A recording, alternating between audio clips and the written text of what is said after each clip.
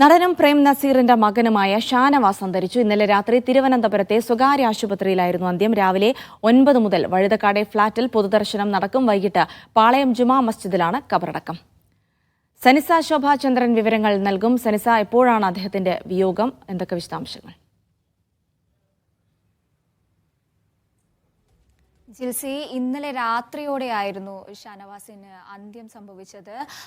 ഈ 4 വർഷമായി ഹൃദയ വൃക്ക രോഗസംബന്ധമായി അദ്ദേഹം ചികിത്സയിൽ തുടരുകയായിരുന്നു. ഇന്നലെ രാത്രിയോടെ രോഗം മൂർച്ഛിച്ചതോടെ ആശുപത്രിയിൽ പ്രവേശിപ്പിക്കുകയായിരുന്നു. തുടർന്ന് അന്ത്യം സംഭവിക്കുകയായിരുന്നു. ഇന്നലെ ഒരു 12 മണിയോടെയാണ് അത് പുറം ലോകം അറിഞ്ഞത്. വളരെ പ്രേം നസീറിന്റെ, മലയാളത്തിലെ നിത്യഹരിത നായകനായ പ്രേം നസീറിന്റെ മകനും നടനുമായ ഈ ഷാനവാസ് 70 വയസ്സിലാണ് ലോകത്തോട് വിട പറഞ്ഞിരിക്കുന്നത്. ഇദ്ദേഹവും സിനിമയിൽ അഭിനയിച്ചിട്ടുണ്ട്. 50ഓളം സിനിമകളിൽ ഇദ്ദേഹം വേഷമിട്ടിട്ടുണ്ട്. ബാലചന്ദ്ര മേനോന്റെ പ്രേമഗീതങ്ങൾ എന്ന ചിത്രത്തിലൂടെയായിരുന്നു അരങ്ങേറ്റം. തുടർന്ന് 2011 ചൈന ടൗണിലൂടെ വീണ്ടും സിനിമയിലേക്ക് ഒരു പുനർപ്രവേശനം നടത്തിയിട്ടുണ്ട്. ഇന്ന് 9 മണി മുതൽ വഴുതക്കാടെ ഫ്ളാറ്റിൽ ഇദ്ദേഹത്തിന്റെ ഭൗതിക ശരീരം പൊതുദർശനത്തിന് വയ്ക്കും. കൂടാതെ ഇന്ന് 5 മണിക്ക്, ഇന്ന് വൈകിട്ടോടെ 5 മണിക്ക് പാളയം ജുമാ മസ്ജിദിലായിരിക്കും അടക്കം. വലിയൊരു നഷ്ടമാണ് കലാകേരളത്തിന് ഉണ്ടായിരിക്കുന്നത്. ഇത്തരത്തിൽ 50ഓളം ചിത്രത്തിലാണ് ഇദ്ദേഹം അഭിനയിച്ചിരിക്കുന്നത്. വളരെ കാലമായിട്ട് മലേഷ്യയിലായിരുന്നു ഇദ്ദേഹം താമസിച്ചു വന്നിരുന്നത്.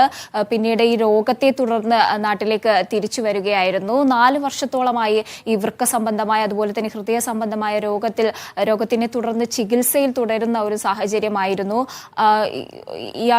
ഇദ്ദേഹത്തിന്റെ, ഷാനവാസിന്റെ പ്രൈമറി തലം മുതലുള്ള വിദ്യാഭ്യാസം ഇവിടെ തിരുവനന്തപുരത്ത് തന്നെയായിരുന്നു. പിന്നീട് ബിരുദമെടുക്കാൻ വേണ്ടി ചെന്നൈയിലേക്ക് പോവുകയും ചെന്നൈയിൽ നിന്ന് ന്യൂ കോളേജിൽ നിന്ന് ബിരുദം നേടുകയും പിന്നീട് ഇദ്ദേഹം സിനിമയിലേക്ക് പ്രവേശനം നടത്തുകയുമായിരുന്നു. സിനിമയിൽ പ്രേം നസീറിന്റെ അത്ര ഇദ്ദേഹത്തിന് ശോഭിക്കാൻ കഴിഞ്ഞില്ല. എങ്കിലും 50ഓളം ചിത്രങ്ങളിലും കുറച്ച് സീരിയലുകളിലും ഇദ്ദേഹം അഭിനയിച്ചിട്ടുണ്ട്.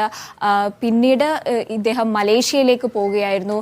പ്രേം നസീറിന്റെ സഹോദരിയുടെ മകളെ തന്നെയാണ് ഇദ്ദേഹം വിവാഹം ചെയ്തത്. ഇത്തരത്തിൽ മലേഷ്യയിൽ തുടരുന്ന ഒരു സാഹചര്യത്തിലാണ് ഇദ്ദേഹത്തിന് വൃക്ക സംബന്ധമായ, ഹൃദയ സംബന്ധമായ രോഗങ്ങൾ ഉണ്ടാവുന്നത്.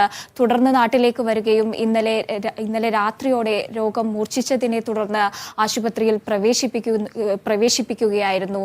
തുടർന്ന് അന്ത്യം സംഭവിക്കുകയായിരുന്നു. ജിൽസി.